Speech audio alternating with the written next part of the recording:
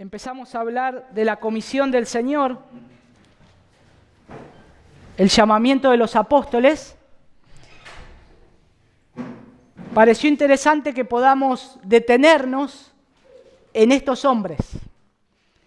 Y yo le compartí a Pepe y le dije, Pepe, déjame que hagamos justicia con cada uno de ellos, que no hablemos así muy por arriba, porque dijimos, cuando expuse la última vez, eran hombres comunes y corrientes, con debilidades y todo lo demás, y quedamos todo ahí.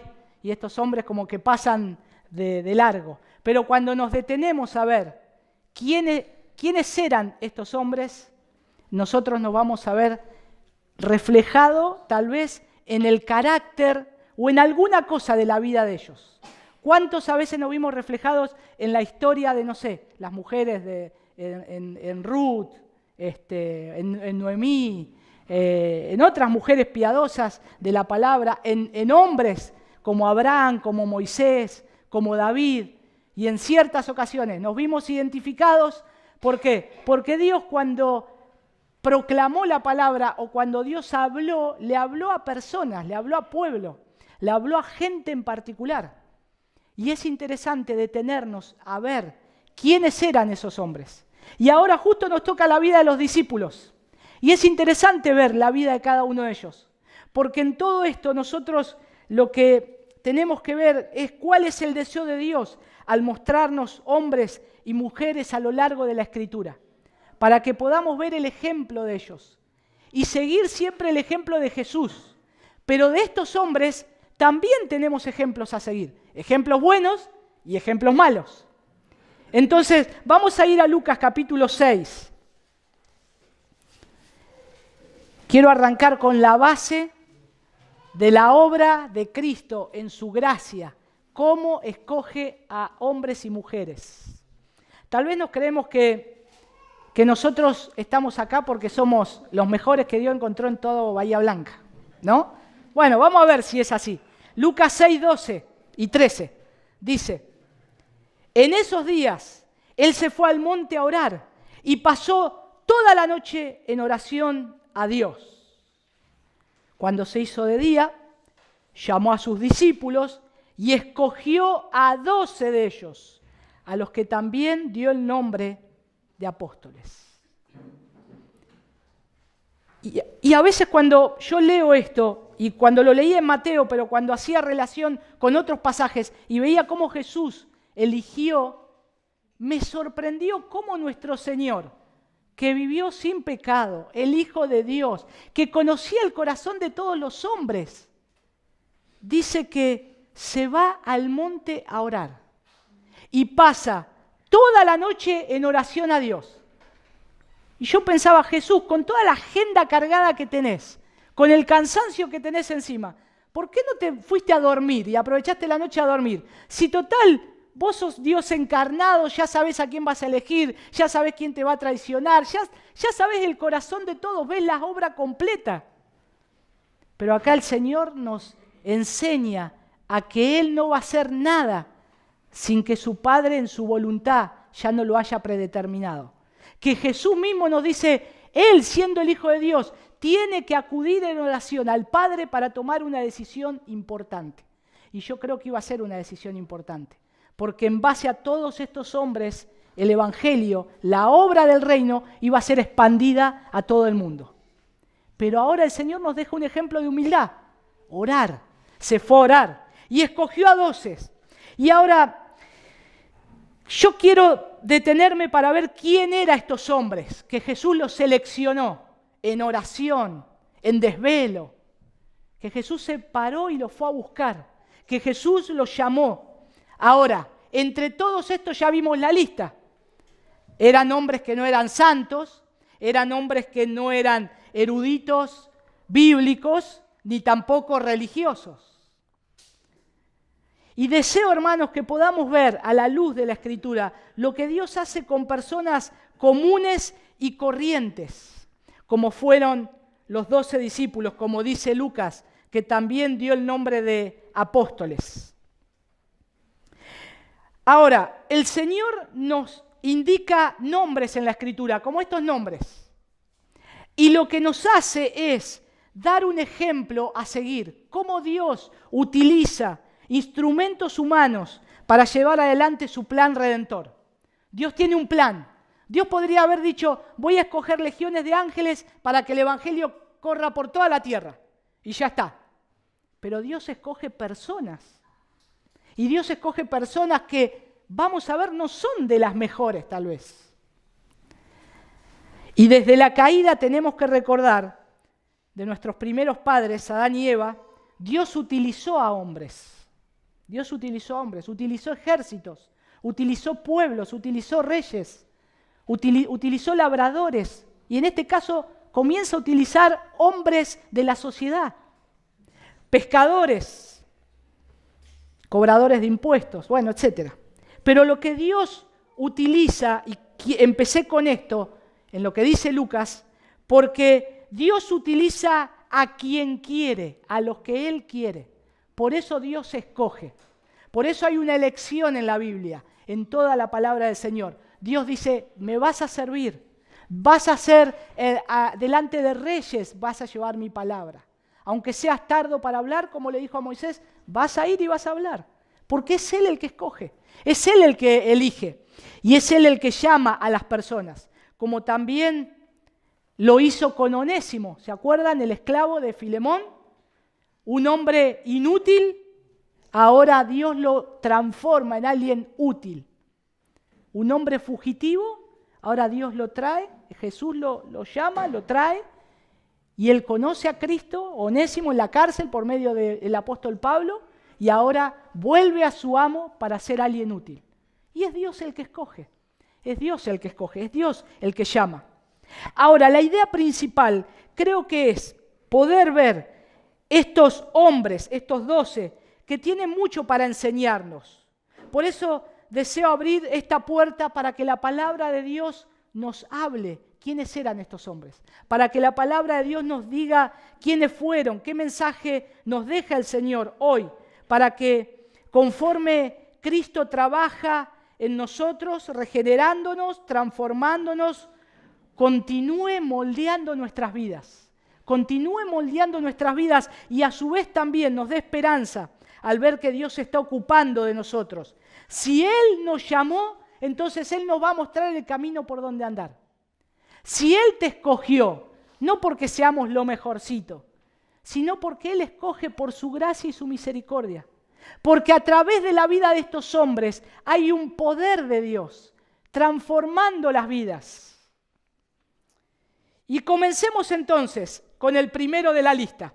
¿Quién puede ser el primero de la lista según Mateo 10? Versículo 2. Y los nombres de los 12 apóstoles son estos. Primero, Simón, llamado Pedro. Pedro ya está muerto, ya no está más. Pero aún cuando escuchamos su nombre decimos, hasta ahora se nombra Simón en primer lugar. Siempre nos salta en nuestra mente de los 12 apóstoles, Pedro, como lo dice un autor, el apóstol impetuoso.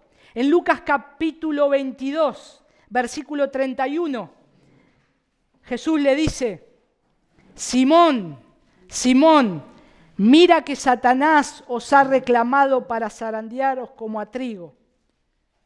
Versículo 32, pero yo he rogado al Padre, yo he rogado para ti, para que tu fe no falle, y tú, una vez que hayas regresado, fortalece a tus hermanos.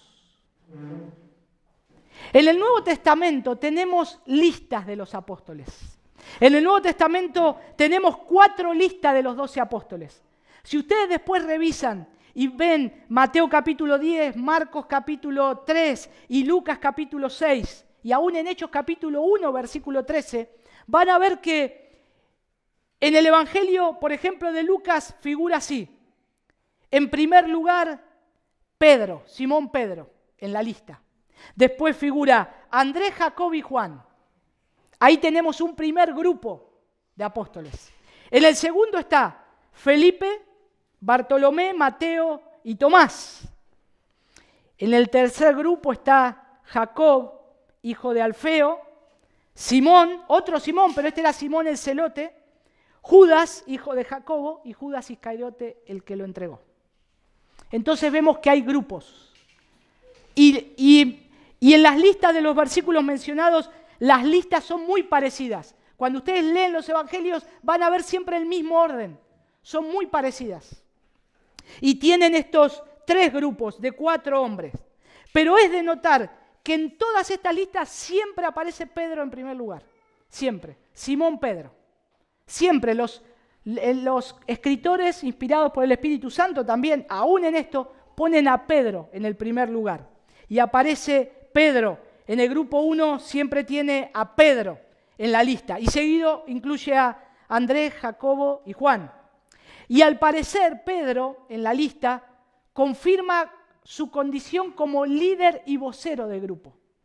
Siempre está ahí en primer lugar y siempre es como que él fue el primero que hablaba, el primero que estaba ahí adelante, el primero que hacía algo y los demás le seguían. Siempre está ahí en primer lugar. Y los otros grupitos también tienen sus líderes. Entonces podríamos decir también que en el grupo 2 lo tiene a Felipe y en el grupo 3 lo tiene a Jacobo, hijo de Alfeo. Pero siempre está ahí, grupitos, grupos. Y esto es para ver, vieron que por ahí se dice, en la iglesia hay grupos. Bueno, en Jesús también había grupos. Y vamos a ver que también el Señor tenía sus favoritos. Pero ¿quién le dice algo a Jesús? Jesús, traes división porque tenés a tus 2 que siempre te los llevás. O a tus 3 que siempre estás con ellos. No le vamos a decir eso a Jesús. Nunca fue la intención de Él, ni dividir, ni de traer división dentro de ellos, sino de mostrarnos con quién ellos trabajan personalmente y con quién la gracia de Dios obra individualmente con cada persona. Cómo Dios trabaja. Nosotros podemos formar grupos y pecar, pero Jesús de ninguna manera hizo eso, de ninguna manera. Pero el orden parece estar ordenado de forma descendente, según su nivel de intimidad con Jesús. También eso puede ser. Es como que Pedro siempre estaba ahí con Jesús. Donde Jesús iba, Pedro estaba ahí. Donde Jesús hacía algo, Pedro estaba ahí. Y donde Jesús se refugiaba en un lugar, tal vez para estar a solas, a veces, en algunos puntos, Pedro también estaba con él. Los miembros del grupo 1 eran con toda probabilidad los primeros discípulos que llamó Jesús. Si vemos en Juan, capítulo 1, y le voy a invitar a que lo podamos buscar, versículo 35 al 42. Juan 1, 35 al 42. Dice, al día siguiente Juan estaba otra vez allí con 2 de sus discípulos y vio a Jesús que pasaba y dijo, he ahí el Cordero de Dios. Y los 2 discípulos le oyeron hablar y siguieron a Jesús. Jesús se volvió y viendo que le seguían les dijo, ¿qué buscáis? Y ellos dijeron, Rabí, que traducido quiere decir maestro, ¿dónde te hospedas? Y él les dijo, venid y veréis. Entonces fueron y vieron dónde se hospedaba y se quedaron con él aquel día, porque era como la hora 10. Uno de los 2 que oyeron a Juan y siguieron a Jesús era Andrés, hermano de Simón Pedro. Él encontró primero a su hermano Simón y le dijo, hemos hallado al Mesías, que traducido quiere decir Cristo. Entonces lo trajo a Jesús. Jesús mirándolo dijo, tú eres Simón, hijo de Juan. Tú serás llamado Cefas, que quiere decir Pedro. Entonces lo que tenemos que ver, que ellos habían estado con él más tiempo y ocupado las posiciones de más confianza en el círculo íntimo. Ya desde el comienzo, él lo ve a Andrés, lo ve a Simón y lo llama y lo trae hacia él. Ahora, Pedro, Jacob y Juan lo vamos a encontrar en los evangelios que siempre forman el grupo más íntimo de Jesús. Siempre es el grupo más cercano que está Jesús. Estos 3 están en los hechos más importantes del ministerio de Jesús. Cuando los otros apóstoles no están, no figuran. Y estos 3 siempre están ahí. ¿Se acuerdan cuando los 3 están presentes en el monte de la transfiguración? Están estos 3, Pedro, Juan y Jacob. están estos tres. En el huerto de Getsemaní, cuando Jesús los llama, le dice a los discípulos, ustedes quédense acá. Los llama a los tres y le dice, acompáñenme a orar. Y están estos tres con él en ese momento que iba a ser trascendental. Ahora, ¿cuál es la ocupación de Jesús con cada uno? Esto no quiere decir que los otros no sean importantes, pero no tienen un perfil tan destacado como estos. No quiere decir que Pedro es el más importante de todos. Lo que no hay es un perfil de liderazgo tan fuerte como este hombre. Por eso figura en primer lugar. No quiere decir que Pedro sea la roca de la iglesia o la cabeza de la iglesia, como dice la iglesia católica, él es el principal, él es la roca, el primer papa. De ninguna manera, lo que vamos a ver acá es el perfil que él tenía de liderazgo y cómo él, el Señor, se ocupa de él cambiando una vida, transformándolo, porque vamos a ver que él no era perfecto, ni tenía ni siquiera un perfil para llevar un mensaje que tenía que trascender los años y la historia. Por aquí, hermanos, acá, en este lugar, vemos que aun cuando Jesús era 100% hombre y 100% Dios, él era una persona que se cansaba. ¿Cuántos oídos tenía Jesús para escuchar? 2. Si le hablaban todos a la vez, él podía ver el corazón de todos, pero escuchaba con 2 oídos, miraba con 2 ojos. Su día tenía 24 horas y tenía que comer y descansar también. Esto quiere decir que Jesús, su corazón se contrae a 12, pero a su vez él podía llegar a 70 o a 200 o a más. Pero él sabía cuánta gente podía estar tratando. Y él veía que 12 inclusive era muchísimo para un hombre que era 100% Dios y 100% hombre. Y esto nosotros lo tenemos que ver y es importante porque el grupo de 12, aunque relativamente pequeño, es aún demasiado grande para que una persona mantenga una relación estrecha con cada miembro, con cada uno de ellos. Jesús mantuvo 3 muy cerca de él.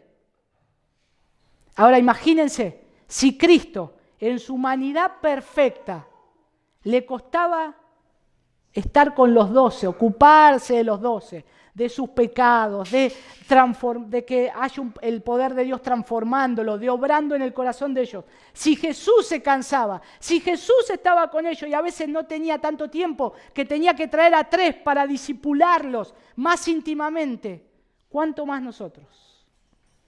¿Cuánto más nosotros podemos también cansarnos a veces? Con 2, con 3, podemos, 4, 5, pero a veces vemos que hay que charlar con uno, con otro, y gracias al Señor porque podemos levantar hermanos fieles que se ocupen de otros hermanos. Pero tenemos que ver que Jesús se ocupó de ellos, aún en medio de su cansancio, de su fatiga. Y Pedro estaba dentro de este grupo de personalidades variadas. Pedro ¿cómo era Pedro? ¿Cómo lo ve la Escritura? Bueno, Pedro era el ansioso, era el agresivo, valiente, muchas veces franco. Él tenía el hábito de hacer funcionar la boca cuando su cerebro estaba en punto muerto. Tenía la única capacidad. El cerebro no decía nada y él hablaba, aunque no sabía lo que estaba diciendo. Y en los evangelios lo encontramos siempre a él hablando. Y Pedro, como dice Lucas, llega a Cristo traído por Juan y Andrés, porque Pedro era hermano de Andrés. Entre los 12 había 2 Simón, dijimos, Simón Pedro y Simón el Celote. De ese también nos vamos a ocupar. Y el nombre completo del que tratamos era Simón, hijo de Jonás. Mateo capítulo 16 dice así, este es Simón, hijo de Jonás. O también a Jonás se le pone el nombre de Juan. Simón, hijo de Juan. Lo vamos a encontrar de esas 2 formas. El nombre de su padre entonces era Juan, que a veces traducido Jonás, pero no se sabe más de sus padres, nada más que eso. Se nombra una sola vez ahí. Pero creo que hay una gran enseñanza acá, al ver el cambio de nombre. ¿Por qué dice, lo llama Simón y lo llama Pedro? ¿O por qué a veces usa los 2 nombres, Simón, Pedro? Bueno, Hay una enseñanza acá al ver el cambio de nombre que Jesús le hizo. Y es importante notar eso, porque Lucas lo dice de la siguiente manera, en Lucas 6:14. Simón, a quien también llamó Pedro. Simón, a quien también llamó Pedro. Y es importante acá la selección de las palabras que hace Lucas. Jesús no solo, Él dio un nombre nuevo para reemplazar al viejo. No solamente Él lo hizo, sino que también lo llamó Pedro. Jesús lo llama Pedro. Este discípulo a veces era conocido como Simón y a veces era conocido como Pedro. Simón y Pedro. Pero ¿esto qué quiere decir? Que los que escribieron el Evangelio se cansaban y decían, no, ya nombré a Pedro muchas veces, ahora le pongo Simón. No, porque en cada acción que Pedro tiene en algo particular, Jesús le dice, Simón, porque él conocía su corazón y se estaba comportando como Simón. Y a veces le dice, Pedro, porque él sabía que lo que estaba diciendo lo decía la roca, Pedro. Entonces, ahí hay una variación de los nombres, y lo vamos a ver eso. Pedro era una especie de sobrenombre que significa roca, porque Petros es la palabra griega para un pedazo de roca o un pedazo de piedra, una piedra fuerte. El equivalente arameo es Cefas, que es como dice Lucas ahí. Y en otra parte del Nuevo Testamento se nombra Cefas también. Y Juan, capítulo 1, versículo 42, que lo leímos, describe el primer encuentro cara a cara de Jesús como Simón Pedro, porque ahí Jesús le dijo, tú eres Simón, hijo de Jonás, pero tú serás llamado Cefas, que quiere decir Pedro. Pedro es un nombre derivado. Y aparentemente esas son las palabras que Jesús le dijo a Pedro, roca, vos vas a ser llamado roca, Pedro. Pero a veces Jesús siguió llamándolo Simón. Cada vez que ocurre esto en la Escritura, por lo general, es porque Pedro ha hecho algo que necesita ser censurado o corregido. Entonces vemos ahí que el sobrenombre es importante. ¿Qué nos dice la palabra de Dios cuando Jesús y la palabra de Dios, inspiración del Señor, nos da estos dos nombres? Por eso el Señor tuvo una razón específica para ponérselo. Por naturaleza, Simón, ¿cómo era? Impetuoso, él era inconstante, una persona que no es digna de confianza, era como un junco que se tambalea de un lado a otro, algo flexible, algo débil. Tendía a hacer grandes promesas, pero no las podía cumplir. Cualquier semejanza con la realidad es pura coincidencia, aclaremos. Era de aquellas personas que se entregan por completo a algo. Están ahí arrasando con todo y al final se rinden antes de la tarea. Vamos, hagamos esto y sí, vayamos. Y después, ¿dónde está? ¿El hermano? ¿Dónde está? Simón era así, estamos hablando de Simón. Por lo general era el primero en entrar y demasiado a menudo era el primero en salir. Pedro se ajustaba perfectamente a lo que Pedro se ajustaba perfectamente a lo que Santiago describe en el capítulo 1, versículo 8. Un hombre inconstante en todos sus caminos. Así era Simón. Así era Simón Pedro. Y desde ese momento, Jesús, cada vez que se dirigía a él, le estaba mandando un mensaje sutil con su nombre. Le estaba diciendo algo con su nombre. Si lo llamaba Simón, le estaba diciendo que estaba actuando con su viejo yo. Le estaba haciendo recordar a Pedro, Simón, porque él entendía cuando Jesús le dijo, vos sos Pedro. ¡Wow! Roca. ¿Vieron? O sea, él entendía. Es como ahora los sobrenombres. Cuando uno, o los próceres que tenemos, que dice, este era el valiente, este era el caudillo. Y ellos llevaban los sobrenombres con fuerza. Y a mí me llaman así, ¿qué te pasa? Y cuando le dijo Pedro, wow, Pedro, roca. Mirá vos, entonces voy bien, diría Pedro. Pero a veces él era Simón, hijo de Jonás. Y decía, no te olvides, Pedro, vos sos alguien inconstante.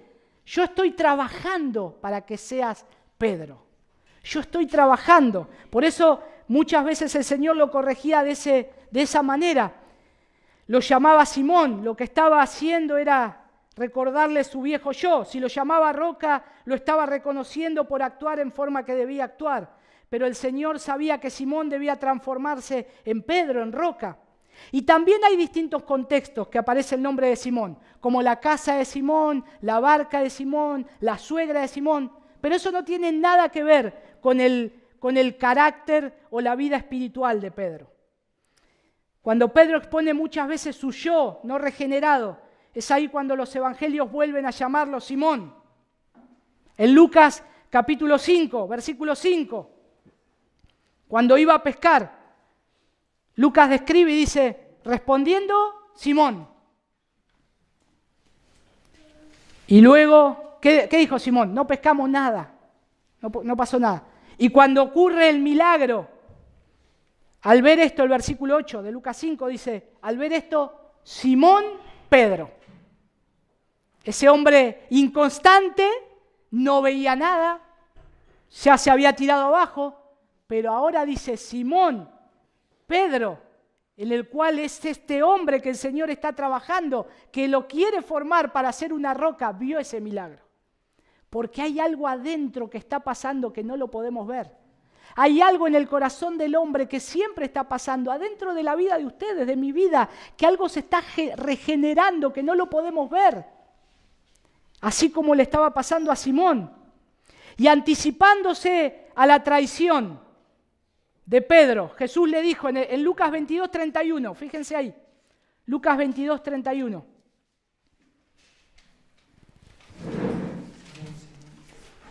Le dice, Simón, Simón, Jesús ya sabía que lo iba a traicionar.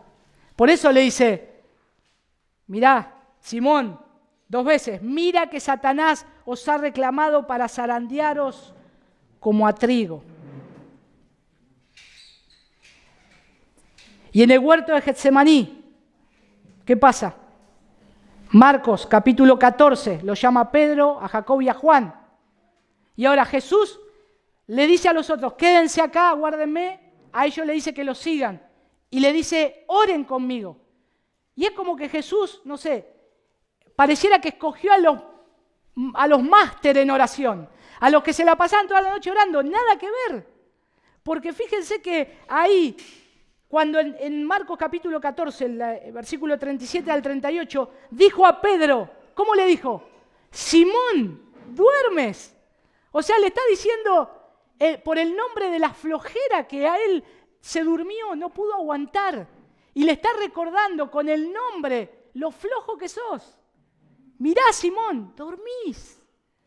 ¿Cómo? ¿No pueden velar conmigo 1 hora? Yo creo que llegó un punto. Es que cuando Jesús se paraba y le decía, Simón, Pedro decía, uy, ¿qué hice ahora? ¿No? Es como cuando le decimos a nuestros hijos, o cuando mi esposa me dice Víctor, ay, digo, ¿qué pasó? Siempre es amor, mi amor. Y cuando ya dice el nombre, algo me mandé.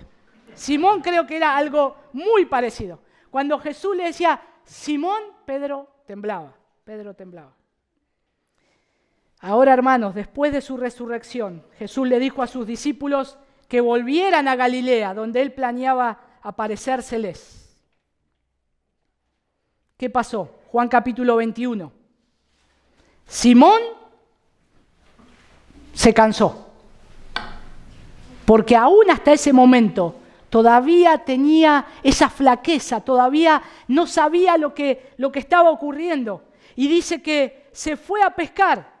O sea, ahí en Juan capítulo 21, noten que dice ahí, versículo 3. Dice, Simón Pedro les dijo, me voy a pescar. Es como que dijo, me cansé, ya está. Jesús no resucitó, no viene, listo, ¿qué hacemos esperando acá? ¿Qué estamos haciendo?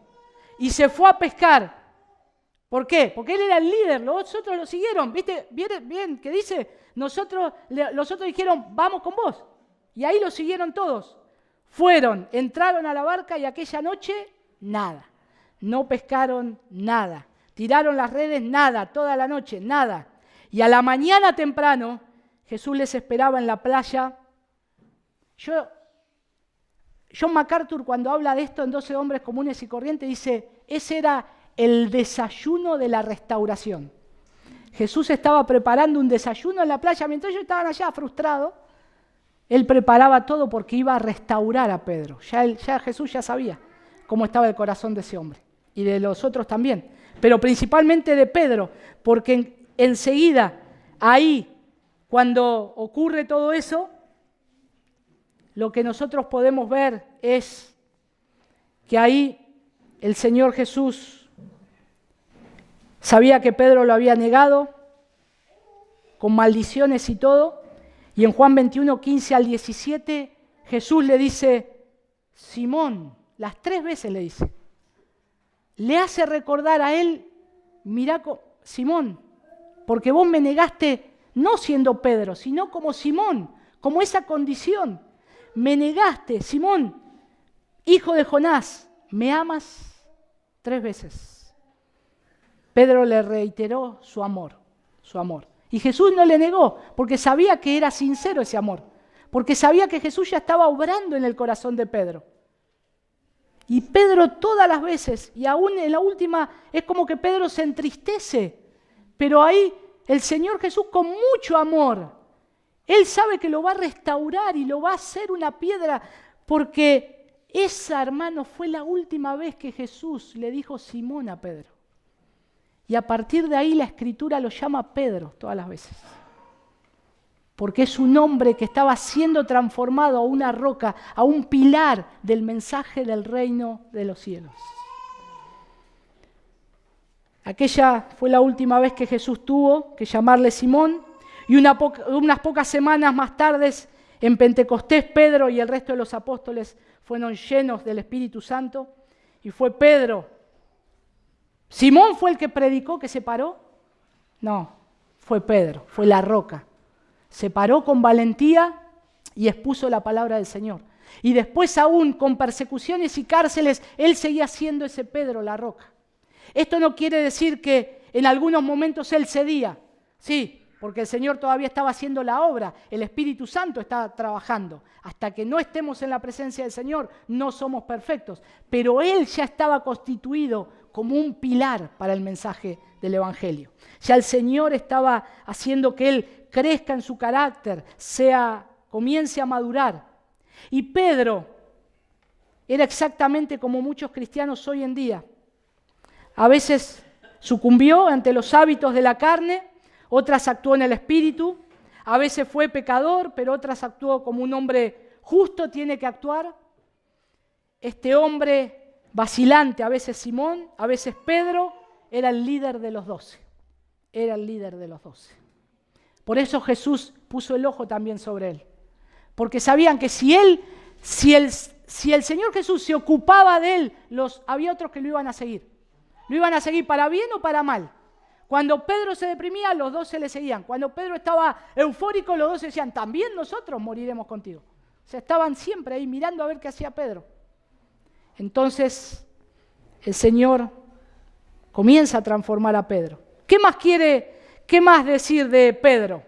Bueno, era junto a sus hermanos pescador de profesión, era casado, y es notable que Pedro era el líder de los 12, sin lugar a duda, lo vimos, porque Mateo 10:2, cuando dice los nombres de los 12 apóstoles, siempre está primero, llamado Pedro, Simón, llamado Pedro, porque noten que cuando en los evangelios dice primero, Simón Pedro, no es casualidad que hayan puesto primero, porque la palabra primeros en griegos es protos, que significa primero, no se refiere al primero en la lista, se refiere al primero en importancia.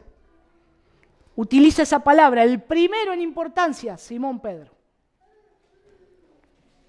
Pero de acuerdo a las características que vimos, no era muy importante. Siempre Jesús estaba retándolo. Pero es como el Señor trata con nosotros, hermanos, como un Padre bueno, corrigiéndonos y amándonos y perfeccionándonos para un día estar con Él.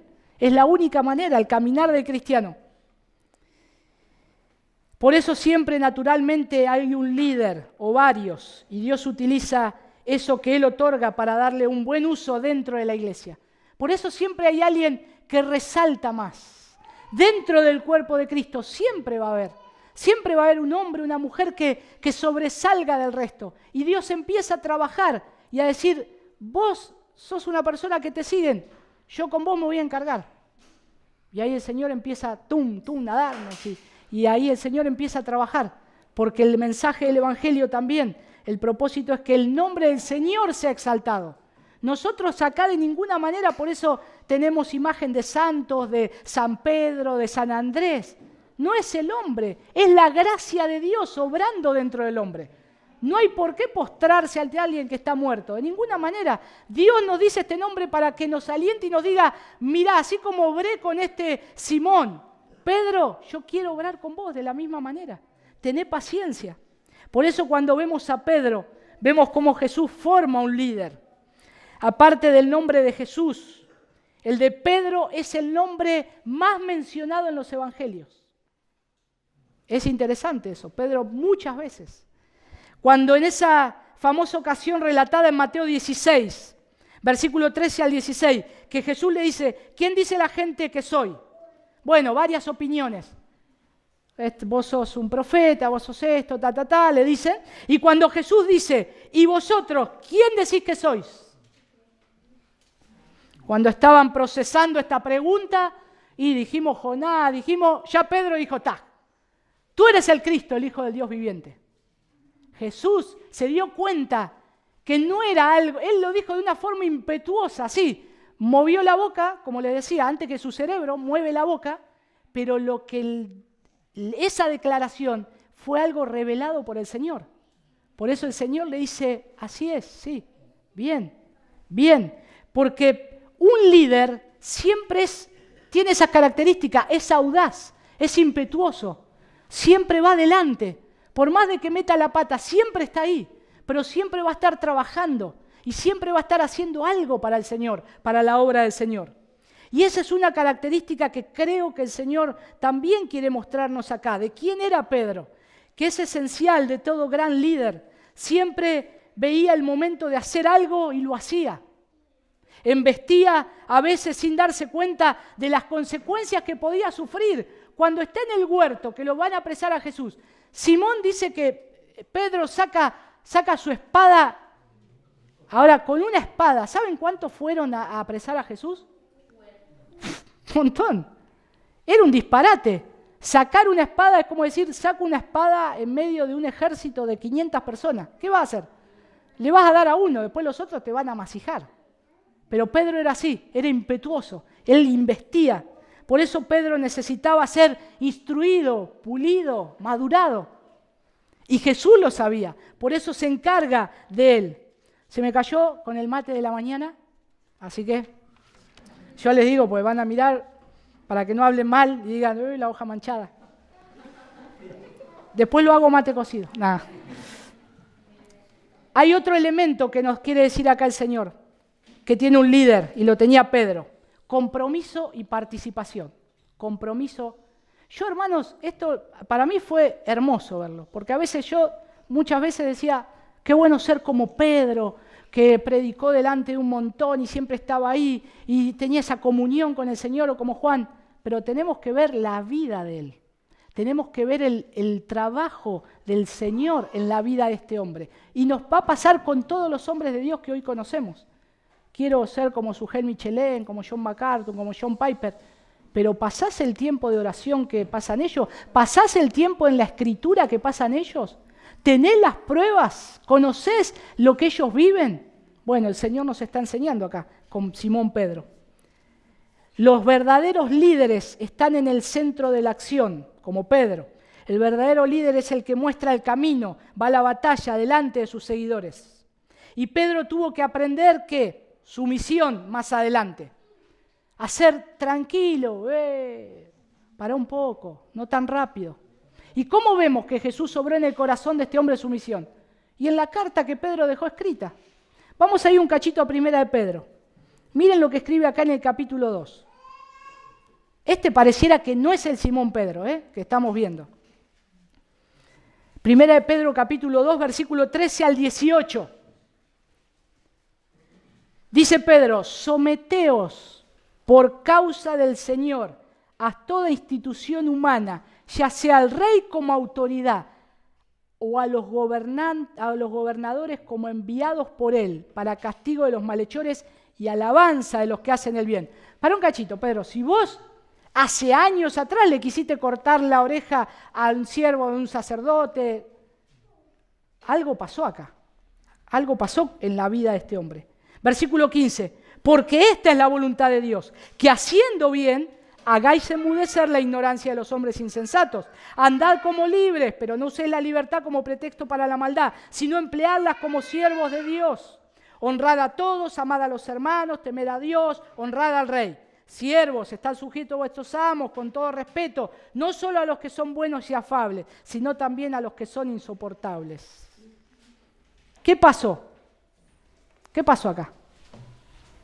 Y Pedro pasó tiempo con Jesús, y Pedro, después de que Jesús resucita, fue instruido por Jesús, recordándole todas las cosas.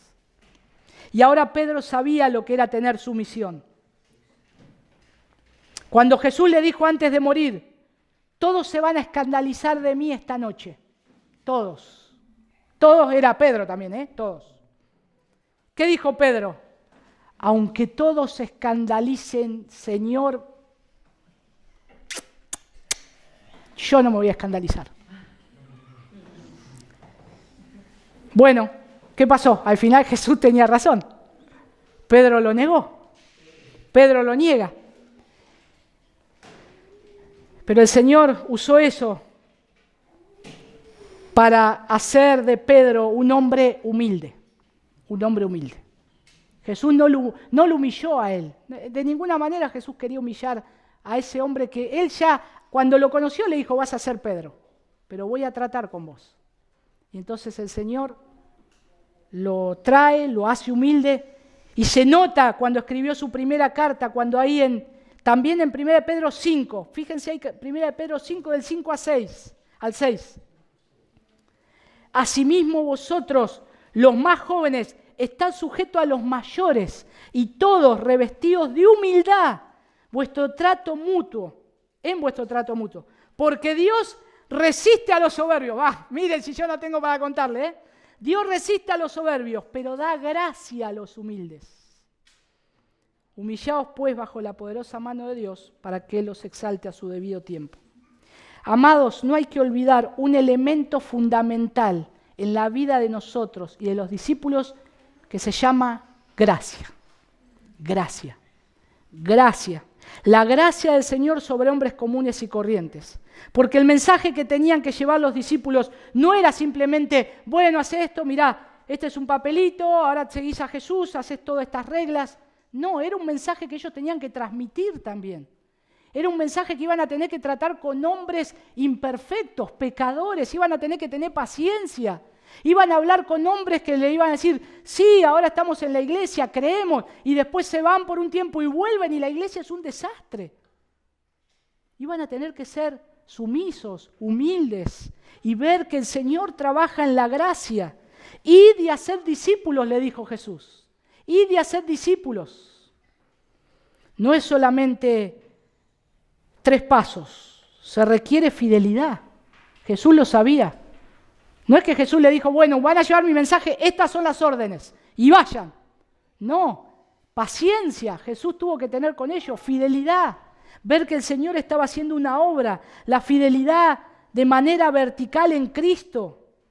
Si el Señor es fiel con nosotros de manera vertical en nuestra relación, es para decirnos que de manera horizontal con los hermanos también seamos fieles al Señor y confiemos en que el Señor está trabajando en la vida de mis hermanos, en la vida de las personas. Jesús invirtió años en sus discípulos, invirtió días, invirtió horas en ellos, tiempo, sentado con ellos, mostrando su carácter, diciendo lo que debían hacer y cómo se hacía. Y Pedro lo entendió perfecto esto. Pedro lo entendió perfecto de Jesús. Como los otros apóstoles, como Pablo, aunque se dice que se esforzaba en la gracia. Yo me esfuerzo en esta gracia que recibí un día, ahora yo me estoy esforzando para trabajar día y noche en esta gracia. Y Jesús no se cansó de ellos y los dejó. El Señor veía la obra completa, aún la traición, las traiciones, Jesús las veía. ¿Y cómo trató eso con mucho amor nuestro Señor? Dice la Escritura que Él los amó hasta el fin a los suyos. Los esfuerzos que hacemos en el trabajo, en la obra del Señor, debe ser siempre recordando su gracia. Tengamos paciencia, hermanos, con nosotros mismos tengamos paciencia. Es una obra de gracia. Es una obra que el Señor nos está moldeando y está trabajando en nosotros. ¿Saben por qué hubo fruto en Pedro? Porque estaba la gracia del Señor. Nunca intentemos nada sin la gracia del Señor. No se nos ocurra jamás intentar ni predicar, ni evangelizar, ni discipular si no entendemos la gracia del Señor en nosotros. Porque vamos a fallar, vamos a fallar. Si lo hago con mis fuerzas humanas para ver resultados humanos, voy a fallar. Yo tengo que ver la gracia del Señor primero en mi vida, que es una obra sobrenatural, y después en lo que puede hacer en otra persona. Jesús lo vio a Pedro y era Simón. ¿A dónde iba a llegar con ese hombre? A ningún lado. Pero el Señor ya veía esa obra completa, porque es una obra de gracia. El final. Bueno, ¿cómo terminó Pedro? Es claro que después de Pentecostés vemos a un Pedro diferente. Es casi posible ver el nacimiento del verdadero valor en el corazón de Pedro. Lo vemos ahí con valentía predicando en Pentecostés, cuando fue lleno y capacitado por el Espíritu Santo. Él estaba ahora seguro en Cristo y lo sabía. Había estado con Cristo resucitado, había estado con Él. Aún así Pedro siguió luchando con sus imperfecciones. Pedro siguió luchando como hombre que estaba siendo transformado. Sabemos que Jesús le había dicho que moriría como mártir. En Juan capítulo 21 dice, Pedro, bueno, un día te van a llevar a donde vos no querés. Y te van a atar y van a hacer lo que vos no querés. Pero la Escritura no registra su muerte. Todos los registros de la historia de la iglesia primitiva registran que murió crucificado. Pedro murió crucificado. Antes de que fuera crucificado, según un historiador, citando a Clemente, cercano a la época de los discípulos, dice que Pedro fue obligado en primer lugar a presenciar cómo primero crucificaban a su esposa. Llevaron a los dos y en primer lugar lo obligaron a ver cómo crucificaban a su esposa. Pero dice que mientras ella caminaba hacia la muerte, el historiador registra, dice Clemente que Pedro la llamó por su nombre y le dijo, recuerda al Señor, recuerda al Señor. Cuando le tocó el turno de morir, a él pidió que lo crucificaran cabeza abajo, porque no era digno de morir como su Señor Jesús. De ninguna manera, dijo Pedro, voy a morir como mi Señor, crucificado, levantado. Háganlo, pero verticalmente. El dolor es, no me imagino, insoportable. Y así fue, entonces, Pedro clavado en una cruz cabeza abajo. La vida de Pedro podría resumirse con las palabras finales de su segunda carta, segunda de Pedro 3:18. Vamos a verla ahí. Quiero terminar con esto. Segunda de Pedro 3:18. Dice, antes bien, creced en la gracia y el conocimiento de nuestro Señor y Salvador Jesucristo. A Él sea la gloria, ahora y hasta el día de la eternidad. Amén. Eso es exactamente, hermanos, lo que el Señor hizo con este hombre. Y por eso Él llegó a ser roca. Por eso Él llegó a ser roca, el líder de la iglesia primitiva. Nada más que por esto, por la gracia del Señor. La gracia que Él dijo, sigan creciendo en esta gracia, sigan avanzando en el conocimiento del Señor Jesús, porque Él lo estaba haciendo. Y ahí está el mensaje no de Simón, sino de Pedro, como una roca. Vamos a orar. Padre, gracias Señor, por dejarnos echar un vistazo a la biografía de estos hombres, como Pedro, como Simón Pedro, Señor, gracias. Señor, en este hombre era un pescador, como muchos de nosotros hoy tenemos distintos oficios, Señor, y tal vez no sabemos mucho, no somos eruditos, somos de la clase tal vez media, baja, Señor, no importa eso. Señor, lo que importa es que tú llamas a las personas y puedes llamar a un notable o a alguien que sea lo más rebajado de la sociedad. Lo que importa, Señor, es tu gracia obrando en nosotros, en la vida de estos hombres. Gracias por la vida de Pedro. Fielmente llevó tu mensaje. Fue un pilar, dijeron, Señor, decían los discípulos. Un pilar de la iglesia.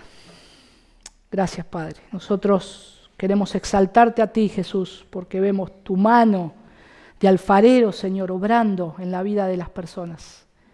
Sigue obrando de la misma manera en nosotros, Señor. Sigue puliéndonos. ¿Qué nombre nos has puesto, Señor? No lo sabemos, aparte del que nos pusieron nuestros padres. Un día lo sabremos, Señor. Pero tú sabes que tú estás trabajando en nosotros. Gracias te damos. Gracias por esta iglesia. Gracias por los hermanos. Gracias, Señor, por tu obra y el crecimiento que haces en ellos. Señor, ayúdanos a recordar siempre tu gracia y tu amor. Que sigamos aprendiendo de estos hombres, pero sobre todo del trabajo interno que tú haces, Señor. Gracias, Padre. En el nombre de tu Hijo Jesús. Amén.